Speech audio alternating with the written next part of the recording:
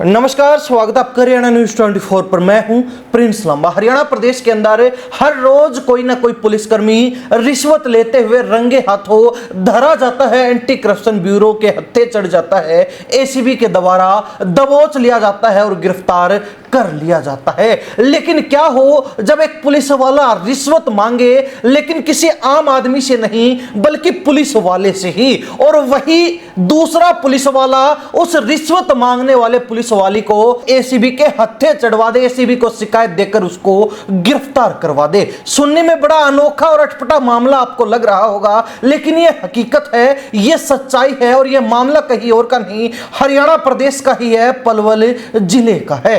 अब पूरा मामला क्या है विस्तार से आपको बताते हैं। मामला पलवल का ही है, जहां हरियाणा पुलिस के एएसआई होशियार सिंह ने एक दूसरे पुलिस वाले से, जो पूर्व में एएसआई रह चुका हंसराज, उससे 2 लाख रुपए की रिश्वत मांगी थी। लेकिन दूसरा पुलिस वाला जो पूर्व में एएसआई था, उसने इस पुलिस वाले को, एएसआई होशियार सिंह को, एसीबी को शिकायत देकर रिश्वत लेते हुए रंगे हाथों दबोच लिया, रंगे हाथों गिरफ्तार करवा दिया। आपको बता दें कि मामला एक हनी ट्रैप मामले में समझौता करवाने से जुड़ा हुआ है और यह मामला वर्ष 2023 में पलवल के कैंप थाना में दर्ज हनी ट्रैप प्रकरण से भी जुड़ा है। इस मामले में एएसआई होशियार सिंह खुद शिकायत करता था। वह बाद में सह आरोपियों के बयानों के आधार पर पुलिसकर्मी हंसराज का नाम भी इस मामले में जोड़ गया था।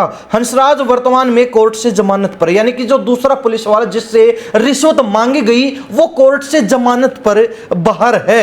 आरोपी एएसआई इसी मामले में समझौता करवाने के बहाने हंसराज से 2 लाख रुपए की रिश्वत मांग रहा था। हंसराज की शिकायत के बाद विजिलेंस टीम ने प्रारंभिक जांच की और फिर एक योजना बनाई, योजनाबद्ध तरीके से जाल बिछाया ताकि एएसआई होशियार सिंह को 2 लाख रुपए की रिश्वत लेते हुए मौके पर दबोचा जा सके।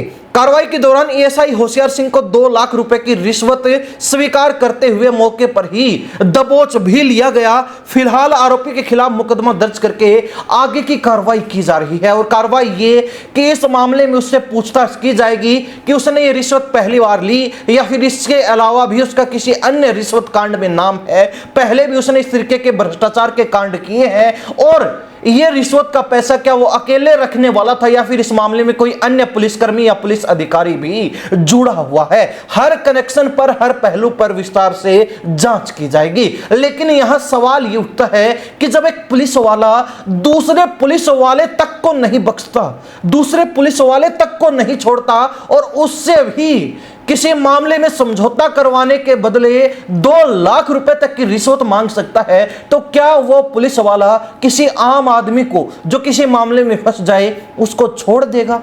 क्या उससे पैसे नहीं लेगा? इस बात की श्योरिटी है? बिल्कुल भी नहीं है। और यहीं से अंदाजा लगाया जा सकता है कि जब महकमे का आदमी ही महकमे के आदमी को नहीं छोड़ रहा, तो आम लोगों का क्या ही हाल हरियाणा पुलिस करती होगी। हरियाणा पुलिस में ये कुछ एक जो भ्रष्ट पुलिस वाले बैठे हैं, किस तरीके से आम लोगों को लूटने का काम कर रहे होंगे, ये कहने की, बताने की या फिर सुनने सुनाने की आवश्यकता ही नहीं है, क्योंकि आज के दिन हरियाणा प्रदेश की आधी से ज्यादा आबादी पुलिस के इन्हीं कांडों से, इन्हीं कारनामों से त्रस्त है, पीड़ित है, भुगत भोगी है।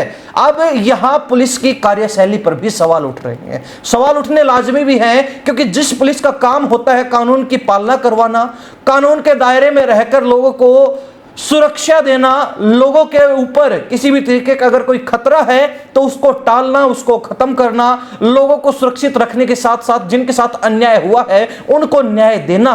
लेकिन यहां पुलिस वालों ने यह स्पष्ट कर दिया कि न्याय पैसे में बिकता है, न्याय पैसे में खरीदा जा सकता है। अगर कोई व्यक्ति किसी के साथ अन्याय कर रहा है, पीड़ित आदमी ने भी शिकायत कर दी, तो अगर दूसरी पार्टी पैसे वाली है, अगर वो पुलिस वालों को पैसा दे सकती है, तो फिर पीड़ित आदमी के साथ एक बार फिर पुलिस महकमा अन्याय कर सकता है। ये पावर, ये ताकत पैसे में है, ये बताने का काम पुलिस महकमे ने ही कर दिया है, पुलिस वालों ने ही कर दिया है, जो पैसे के नशे में डूबे रहते हैं और उनको पैसे के सिवाय कुछ दिखाई ही नहीं देता। वो पुलिस वाले जिनका घर नहीं चलता सरकारी तनख्वाह से, वो पुलिस वाले जिनका पेट नहीं भरता सरकारी तनख्वाह से, वो यही हैं। ईएसआई होशियार जैसे पुलिस वाले हैं जो रिश्वत के पैसों पर नजर गड़ाए बैठे रहते हैं और जहां मौका लगा नहीं वहीं पर दांव चल देते हैं।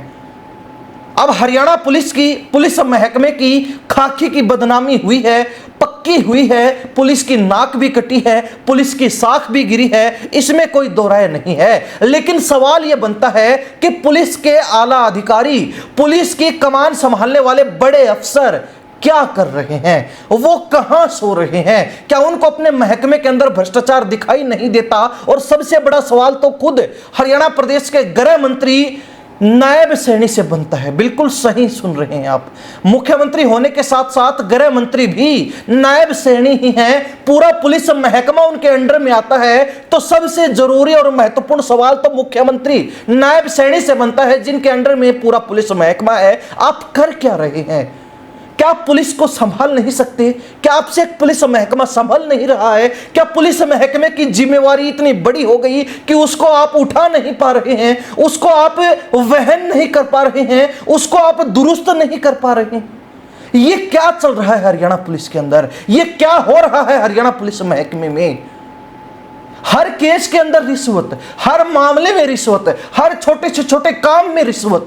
तो फिर यहां न्याय मिलने की उम्मीद लगाई कैसे जाए? फिर तो पैसा फेंको और तमाशा देखो, वो कहावत सिद्ध होती नजर आ रही है। मुख्यमंत्री नायब सैनी को ध्यान देना चाहिए। मुख्यमंत्री नायब सैनी को पुलिस महकमे के अधिकारियों को फटकारना चाहिए, लताड़ना चाहिए कि ये आप क्या करवा रहे? खाकी की बदनामी करवा डाली, खाकी की साख गिर चुकी है, खाकी की नाक कट चुकी है।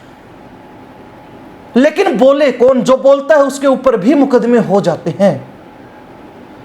लेकिन सवाल जो कि त्यों है, और सवाल तब तक होते रहेंगे, किए जाते रहेंगे जब तक इनके जवाब नहीं मिलते कि आखिर पुलिस इतनी भ्रष्ट कैसे हो गई। इन दिनों पुलिस का बेड़ा गर्क कैसे होता जा रहा है, पुलिस महकमा कैसे जो है गिरता जा रहा है। हरियाणा प्रदेश की जनता इन मामलों को लेकर, जो रिश्वत कांड पुलिस महकमे में इन दिनों चल रही है, खुला रिश्वत का नंगा नाच चल रहा है, क्या सोचते हैं? कमेंट के माध्यम से जरूर लिखिए। इन्हीं सब बातों के साथ में प्रिंस लांबा, हरियाणा न्यूज़ 24। नमस्कार, जय हिंद।